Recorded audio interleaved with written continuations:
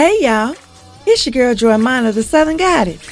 Your very own Bama-grown, countrified, poetry-spitting, plot-penning, writing, teaching, lesbian, and entrepreneuring, community activist and mama. And this here show's host. I'd like to welcome you to Main Character Energy, the Joy Minor experience. This here is where we talk life, love, lessons, and the power of showing up as your full self. Messy, magical, and main character ready. So let's get into it. You have just stepped into your main character energy, where you are the author, the plot twist, and the happy ending. With your host, writer Joy Minor. Joy Minor. Joy Minor. Joy Minor. Joy Minor. Come on, Joy Minor. Buckle up, buttercups. You're in for one hell of a ride. Hey y'all, it's your girl Joy Minor, the Southern Goddess, and I want to welcome you to Main Character Energy, the Joy Minor experience, where you are the author, the plot twist, and the happy ending. So this week's episode is about choosing yourself to show up for yourself, choosing yourself and recognizing that you are enough, choosing yourself even when no one else does, and choosing yourself before you choose anybody else. So the affirmation for this week's episode is, I choose myself actively and without apology. And that's how we're going to move in our main character energy this entire week. So I am all those things that my intro says. But there was a time where I hated talking about myself. Part of it is being Southern and, just not bragging on yourself. People would tell me I talk about myself and I'm bragging all the time because I would be talking excitedly about these things that were happening to me that I worked hard for, and I wanted to share them. But that made me be quiet. That made me not want to talk about all these great things that I was doing. And then I had to get to the point where I was like, fuck them folks, because these are my accomplishments. These are my achievements. And I have the motto now, it ain't bragging if it happened. So we're not going to apologize for who we are. We're not going to apologize for what we've achieved. And we are going to be proud of every aspect of ourselves, the good, the bad, and the ugly. So we've got 5 segments, and each one of them is going to follow this theme. I really hope y'all enjoy yourselves. And I hope you take some away with you and you step into your own main character energy, not apologizing for who you are, what you have, what you've been through, or what you're going through, knowing that all of this is a part of the plot of your life and your existence. So let's go and get started and step into that main character energy, shall we? That was main character energy. Stay tuned for more.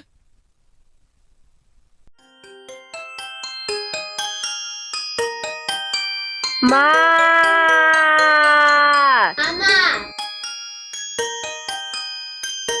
Welcome to Mom Guilt, because perfect moms don't exist, but real ones do. Hey mama, how you doing? You doing all right? I know you so tired and you're over everything. Overworked, overstimulated, and under just as much. Underappreciated, underheard. It's okay. You ain't the only one. That is a badge of honor we all carry. So why don't you come and sit down with me for a minute? Just come in my office. You know where my office is. When we need peace, we sneak out into the car. When we want something to eat and don't want to share, we sneak out to the car.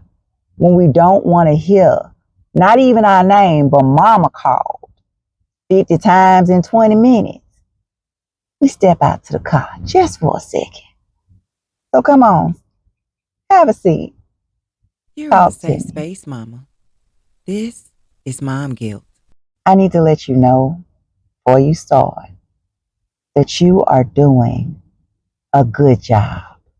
As a matter of fact, you're doing an amazing job. Child, can't nobody do everything you do the way that you do. And if they tell you they can, tell them to show you. You a superstar.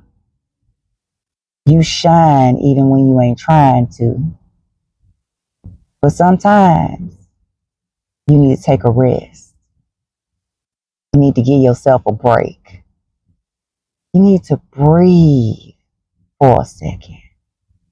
You deserve that. You got all the schedules, you got all the planning, you do all the cooking, you do all the cleaning, you do all the chauffeuring, you know everybody's social, birthday, blood type. You are the Rolodex for your household. You know when the bills are due. You know who's allergic to what. You know who's got a science project, who's got a homework assignment. You do a lot. And you do it so well. You make it look easy. You make anybody think they could do it. But they can't. Here's what I need you to do. I need you to sit still. I need you to take a breath. I need you to give yourself permission to rest and not be everything to everybody and nothing to yourself. I need you to get you a bubble bath, sprinkle a little Epsom salt in there, get you a glass of wine and light you some candles, turn on your music and lock the door. I need you to wash your hair, polish your nails, give yourself some of the care you give to everybody else. You can't be top of the line, top tier if you let you fall apart. And you deserve time for yourself. So I'm going to tell you what I've learned and what works for me. Took me a while because mom guilt is real. I'm that mama that makes sure everybody cook full. When you get the half full, I'm getting up to pour some more. I'm that mama that'll cook the food, let my kids eat, get their fill, even if they get a second helping, and then I eat what's left. I'm that mama who has put her stuff on the back burner until her children are asleep. And we all know how children fight sleep, right? You one of them mamas too. Kind of figures you were. But now I done got to the point where I go on strike. Why I say I don't feel like being a mama today. And I've had to explain to my children, it doesn't mean I don't love you. Don't mean I ain't here for you. You have the tools. Because I know the job that I've done as a mama. To take care of yourself. You know how to find the food. You know how to cook if ain't no food prepared. You know that you need to take a bath. You know what time you're supposed to go to bed. You know your schoolwork, so you know your homework. You have all the tools to do everything you need to do, everything you're supposed to do. And I am clocking out as a mama today. Now, the first time I did that, I was scared shitless. I thought they was going to burn my damn house down. But I had to be confident in what I knew as their mom and what I taught them and let them do what they knew how to do without me coddling them. And they surprised me. Then it started coming to the point where they would give me the day off. See, it goes back into the other themes of the show. People will let you take care of them as long as you're willing to take care of them. But if you step back, they going to figure it out or they going to live without it. And my children have shown me that more than anybody else. So mama, take a breath. Believe in what you've taught your family. Believe that they're capable. Take some of the stuff off your plate. Learn to delegate and give yourself time to rest and be you. Go somewhere where you'll hear your first name called instead of bae or ma. Go somewhere where you're doing something you like to do instead of a birthday party or a business outing. Reclaim yourself, because that's something you need to teach your family too. That their individual selves matter as well. Thank you for sitting with me, mama. I hope you had some time to rest and a little bit of time to think. Start reclaiming you. Reclaim some of your time out of every day. Not just one day a week. Not just one day a month. And see how it impacts not just you, but the ones that you take care of. You're doing a great job, Mama. Now step back and watch it work for itself. That was mom guilt. Keep showing up with love. Up next, another dose of the Joy Minor experience. This is writing and where creativity meets chaos and keeps on writing.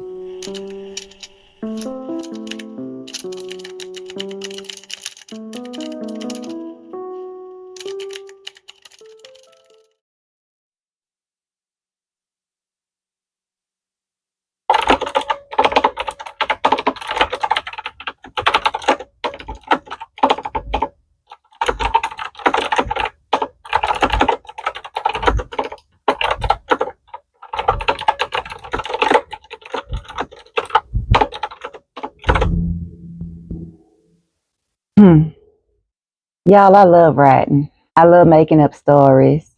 I love creating circumstances that would not have otherwise been created. Been that way all my life. Give you a little Joy Minor lore. I was that little girl with the arms full of books and notebooks. I'd be reading 4 and 5 books at a time, but I just didn't read them, okay? That wasn't all I did. If I found a grammatical or typographical error in the book, I'd mark it. And I'd write a letter to the publisher and tell them where the errors were in those books that I was reading. And I used to highlight and I would write all in the margins. My auntie used to say, I can't read no book behind you because I'd be reading something and say, now why did she highlight that? And then I'd be reading your comments. And I said, well, it gives it a more immersive experience. But I always wanted to write. I've been writing poems since I was a little bitty. But when I learned about writing and publishing and all the steps that went into it, I didn't think that was for me. I knew it was what I wanted to do, but I didn't think it was for me. I didn't think there was a space for me, in the writing world. Because I don't just write normal stories. Like right now I'm working on a story called 7 Dates with the Devil Part 3. I've never just written those comfortable, friendly stories. So I didn't think there was a place for me. And that's something that I hear a lot of times. One thing I hear from writers is that they want to be rich and they think they're going to be rich from releasing one book. If you get a Big 5 contract with a traditional publisher, you have a very good chance. However, if you're going to be self-publishing or you're going to use a smaller publisher, there's a lot of work that goes into it. And very few people know all the work that goes into it. And when they start, they want to give up before they even get in good. What I was telling you I suffer from was called imposter syndrome. I am 10 years into the editing game, 11. I am over 20 years into the publishing game, 11 years into novels. And I still have imposter syndrome. I still feel like I don't fit. I've seen so many people that started writing with me do so well. And I just could not get what they had. Now, there are a lot of reasons for that. But I just thought it was my books. I was doing the editing. I was doing the cover design. My plots were perfect. Why weren't they choosing me? I go through a lot of the times feeling like I don't belong. But I realized that part of it was, could nobody else choose me? Because I hadn't chose me yet. I hadn't picked myself. I hadn't picked my dream that I've had since I was 5 years old. Not for real. I mean, I used it as a job. I used it to feed my children. I used it to pay my bills. But I hadn't chosen my art fully and just completely dived into doing it. So you've got to choose you, and you've got to become the author, the writer, the creator that you want to be before you can expect anybody else to choose you. How many people you like, they must not like themselves? It's the same thing with your art. People can tell when you don't believe in what you do. And I'm always doubting mine. Now, there's always going to be self-doubt. That's just a creative thing. Always going to be self-doubt. It's always going to be questions. It's always, was I good enough? As soon as I publish a book, I'm nervous because it's like handing your child off to somebody, But now, the things that I have confidence in are that I do the work. Any misstep is a learning experience. And I'm doing it for me because I want to write these stories. I want some little girl that was like me when I was little to read my books, or some woman after a rough day at work to escape in my pages and go into a different world than the world that they're experiencing every day. But before I do that for them, I got to do that for me. And now I do that every day. Before I do anything else for anybody else, I write for me, not for my children. I write for me, not for my bills. I write for me, not for my readers. And that cuts out some of that imposter syndrome, because if I'm writing for me, I know I belong here. This is my space. Can't nobody take my space from me. And once you take that wholly and embrace that wholly, fully, then even when you get a bad review, even when it doesn't place on the charts like you want it to, even when you don't make the money that you want to make off of it, you've done something for yourself that you had the heart to do, and you did it well. So yeah, you belong. Yes, you belong. But you got to tell you belong. So I'm finna get back to riding, but y'all can join me anytime. I'll see you next time. Let me get back to it. That was Riding Ann. Keep them pages turning.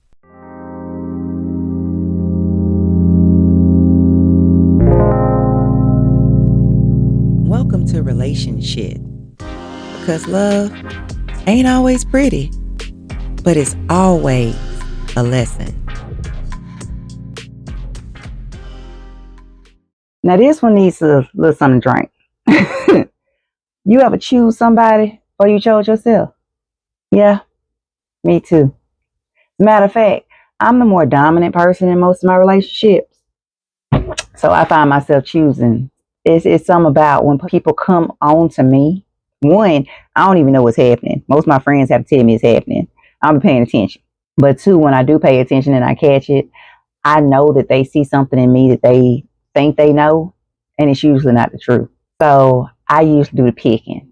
You know, I like to pluck my own. I like to pick my own out my garden. Well, that can be a mistake as well. That can have its downside, because you choose the person, right? But do they choose you back? See, choosing somebody and somebody just going along with being chosen don't necessarily mean they chose you back. It don't mean that they're invested. It means they got chose and they're going to enjoy being chosen. My last relationship, actually my last few, I chose her, and then I spent every day choosing her for 7 years. Very rarely was I chosen.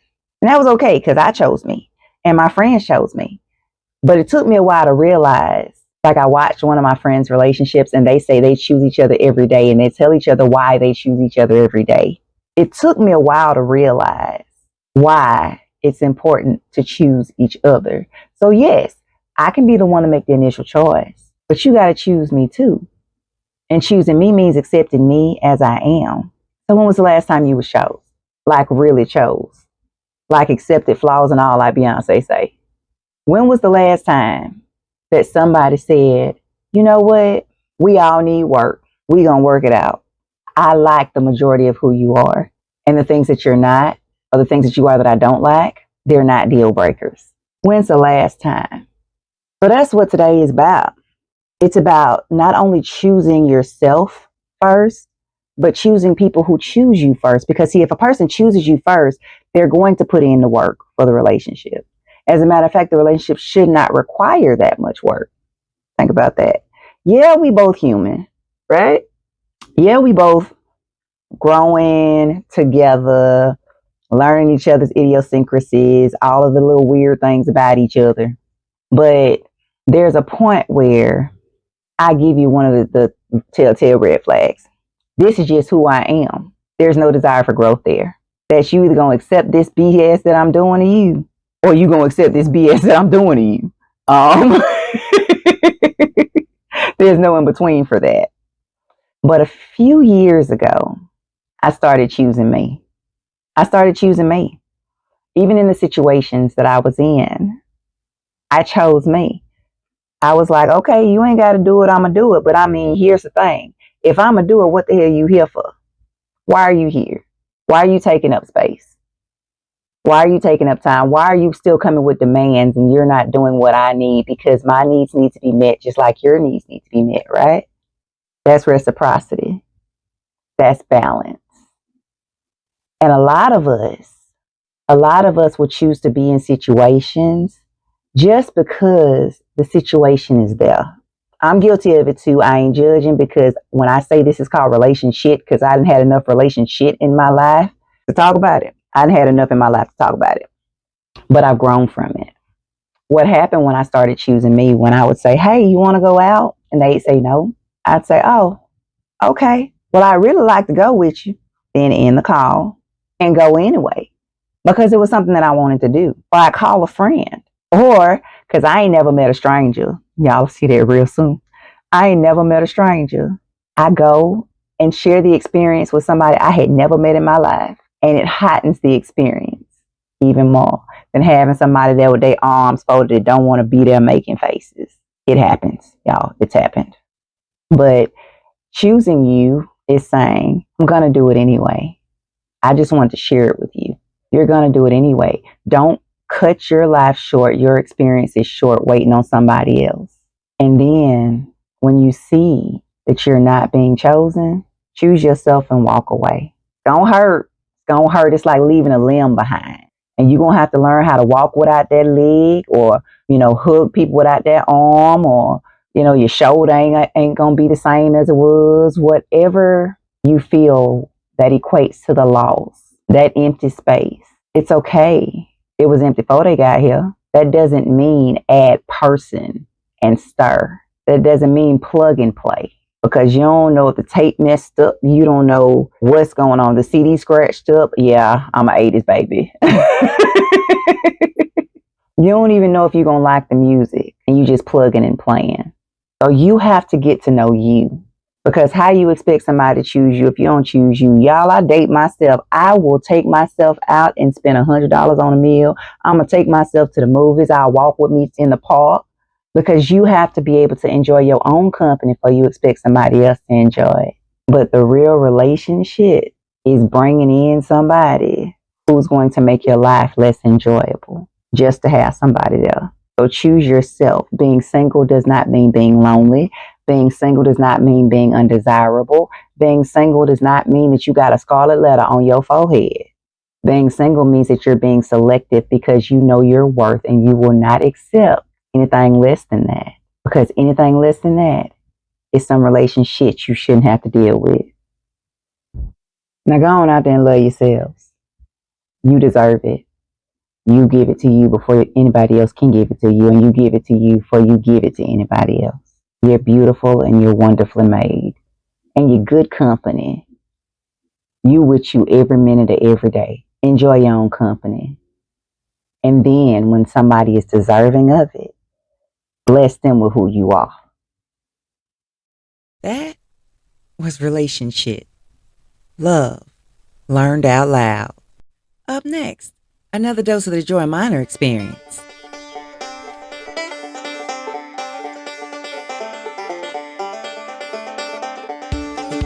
Pull up a chair, baby. It's time for some cornbread logic. Serving up soul, sense, and a little bit of sass.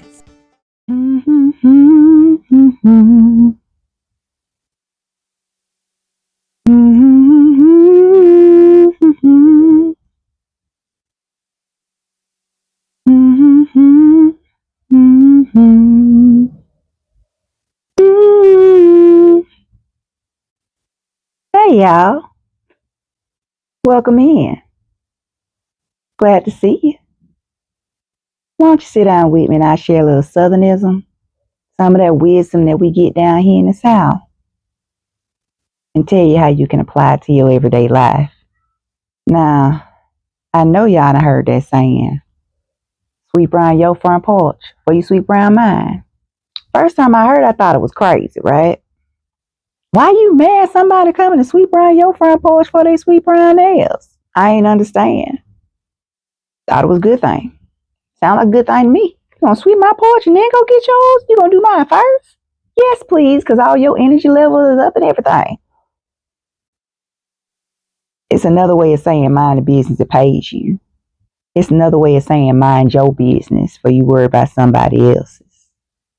And even then, I had no idea how it would shift and apply to my life. See, I'm the protector, the fixer. I'm the one that wants to help everybody get to the level they want to get to. Not just in romantic relationships, not just with my children, with my friends, my co-workers, which I'm an entrepreneur, so other authors are my co-workers. Before I worry about my own success, before I worry about my own word count, before I worry about my own anything, I was helping other people, and people take advantage of that. I can't tell you the number of people I've had come to me and ask me for free advice. When you notice what I do for a living, how I feed my kids. And they ask me for stuff that's Googleable, y'all. Stuff you can go online and find the answer to. I don't know what it is about me. I am a giver by nature. But now, sweep around your own front porch, or you sweep around mine, has a whole new meaning. It means I got to get my stuff in order first. And I ain't see a problem with helping other folks at first, because somebody helped me. People want to be on another level. They want to take this step. They want to achieve these things. I did at one point, and somebody took me under their wing, and they showed me. I'm learning at the ripe old age of 44, which I've learned it before, but that's one of those lessons I didn't get an A+ in. So I had to learn it over and over again. But I'm learning that there's a difference between somebody who wants to know to help themselves and somebody who wants you to do it for them.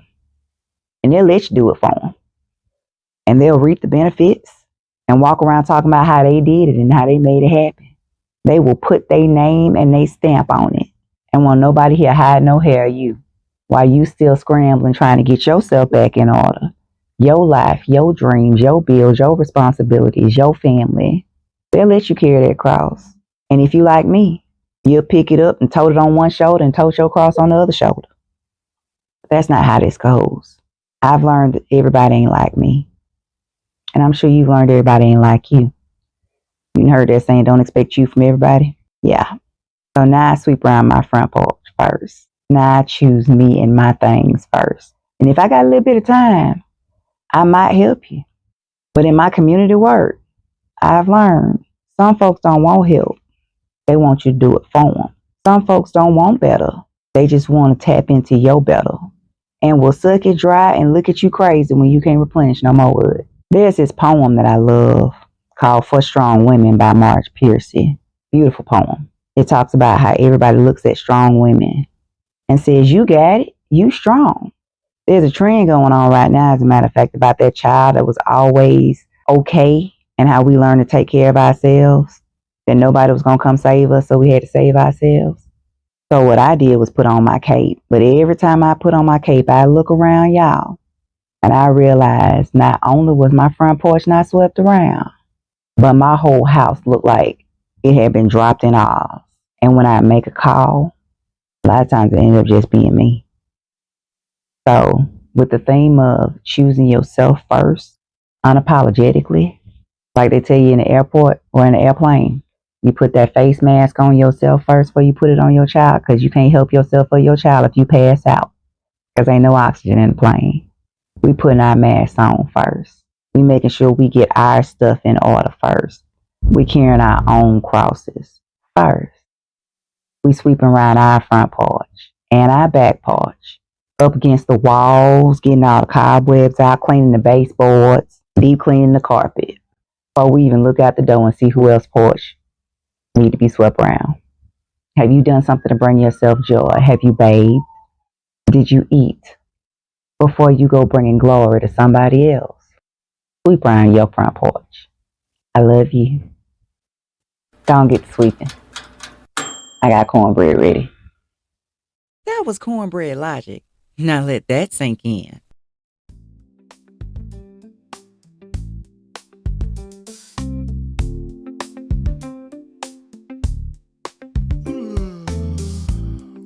You're listening to Bedtime Stories. Get cozy, get comfy, and get lost in a story. Hey there, sweetheart. You ready for bed? Yeah, I was just catching up on some reading. Come on. You want me to read you some? Settle in. Enough space for both of us. I'm just reading Your Wish is My Command by JOI. Mwah. I'm going to give you a little snippet. How about that? Girl, you need to put them books down and find yourself a real man. Sitting there dreaming about men in your head. My little sister Luvinia, aka Lulu, said, walking into my room. Real men are a disappointment, I said with a shrug. Other than my daddy, I hadn't seen a single man in my family, at work, or anywhere else in my life treat their women right. So I wasn't in a hurry to get one. Whatever, V, she said, rolling her eyes at me. She turned her back to me and checked her makeup in the mirror. It was Friday night, and I knew she was going down a canal to party with a tourist. For someone who was trying to tell me I needed a man, she didn't seem to be able to find one that wanted to keep her around. Or maybe she couldn't keep one, I thought, thinking about how she carried herself. If men are so great, why haven't you found one yet? I asked, making her roll her eyes again. I'm just test driving right now. I'm too young to settle down, but you? She paused to turn around and look me in the face. You're almost 30. You should be settling down and having babies. Speaking of babies, it was my turn to roll my eyes, and I sucked my teeth for good measure because I knew what was coming next. I got the same speech every Friday night from her, and at least twice a week from my mama. As a matter of fact, I had just gotten it from her this morning over breakfast. Crack. Sizzle. You know your eggs gonna be as useful as these we eating if you don't find a man, Mama said while she fried eggs on the cast iron stove that she wouldn't let go. Daddy had got her a whole new stainless steel kitchen for their anniversary, along with a California king-size bed because he said he wanted her to be happy in the two places that she spent most of her joyful time. I thought it was sweet. Once I got the thought of my parents still having sex out of my head. But she refused to let him replace that damn stove. She said it had been passed down through our family and fed every generation. She wanted it to feed continuing generations too. Maybe he should have gotten rid of that damn stove. Then I wouldn't have to hear about my eggs when she was cooking breakfast, babies when she was making veal, and don't let her be making a rump roast. It could get vulgar then. Honestly, it was uncanny the way this woman could make the connection to any kind of food in my love life. Mama, I don't go nowhere. So unless Prince Charming breaks in this house, he ain't gonna find me, I said, shaking my head and setting the table. That's what I'm saying. Why don't you go out with your sister? I mean, you ain't gotta be wide open like she is. Lord have mercy, she shouted dramatically, waving the spatula in the air like she was about to break into a prayer dance to save my sister's soul. I know, Mama. I guess I can try that. Why not? I said with a shrug. I didn't know if I was actually gonna do it. But I did know that I wanted this conversation to end. If that was what I had to say to get her focus off my love life and back on breakfast, then it was a win-win. She looked at me like she knew I was lying, and up until this moment, I had been. But I was tired of hearing that I needed a date. Not to mention I wanted to get out of the house. So why not just go ahead and go out with Lulu and see what the hype was all about? I might just like it. Don't, I said, holding up my hand to stop her before she started that shit again. How about this? I proposed something that I've been thinking about lately. I'll go out with you tonight. Shut your mouth and keep on talking, she said, clapping her hands together loudly. I shook my head at her, laughing. I wasn't the party girl that my sister was, so I was country all the time. But because she spent so much time in the city, she rarely let the side of her that was from Laplace come out. Damn, you gotta be excited, because that was some country ass shit you just said right there. Shut up and get up. Let me look at you, because it looks like you done filled out a little bit. I gotta make sure that I find an outfit that best complements your... She spun me around in a circle, taking in my shape. Assets, she said, slapping me on the ass when I turned that far. Lulu, are you gay? I asked, jumping and turning back around to face her. For some reason, she thought that was just too funny. She fell over on my bed, grabbing her stomach, tears streaming down the sides of her face. I stood in the same place in the middle of my bedroom floor with my hands on my hips. I wondered what was so funny about what I'd asked her. You don't know shit, do you? She asked, finally sitting up on the edge of my bed, wiping her eyes and shaking her head at me. Sucking my teeth, I rolled my eyes, not changing my stance. She needed to answer my question. That was something that I needed to know before I went out with her. I could just imagine how Mama would react if she got all excited about me finally leaving the house, just for me to wind up in Gay Orleans. You gonna answer my question? I finally said, since she decided to stare me down instead of answering me. No, Fee, I'm not gay.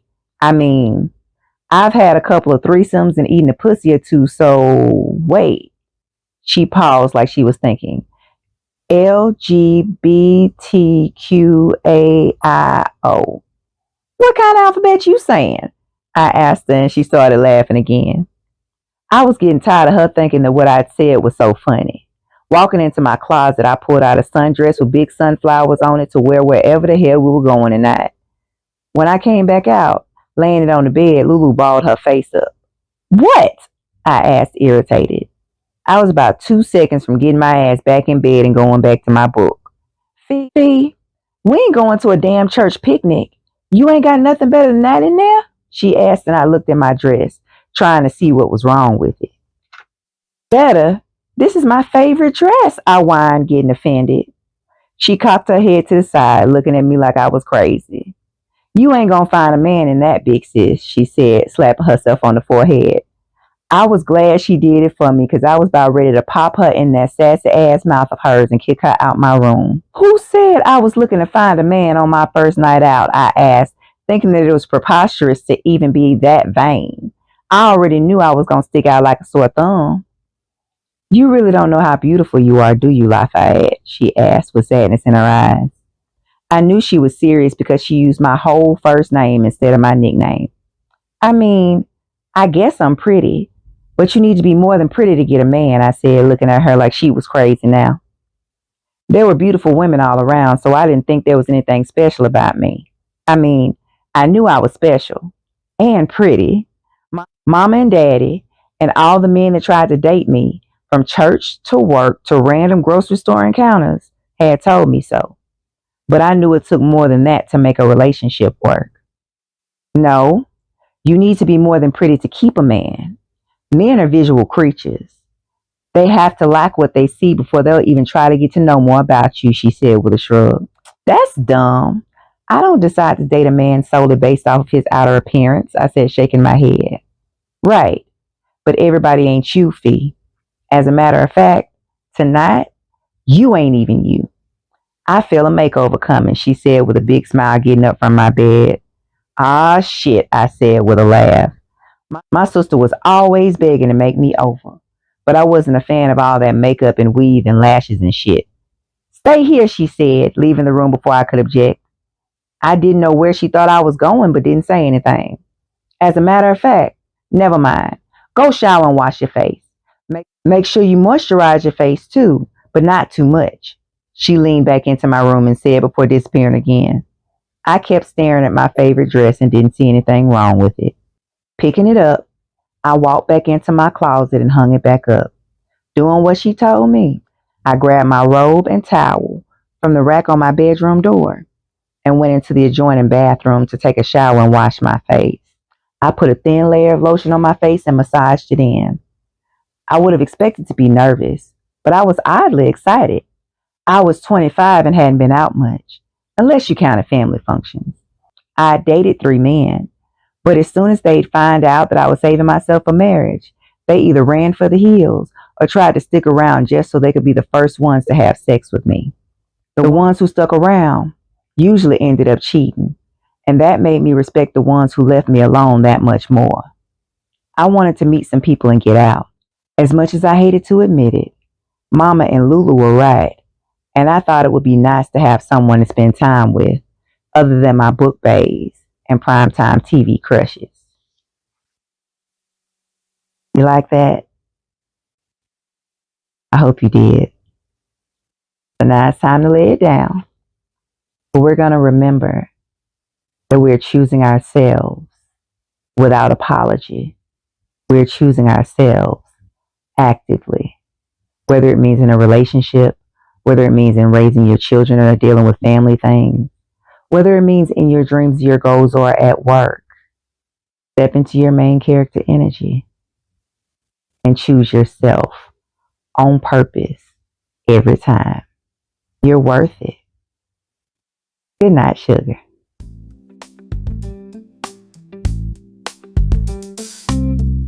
That was Bedtime Stories, your soft place to land.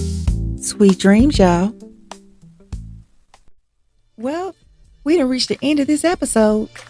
Thank y'all so much for stepping into your main character energy with me today.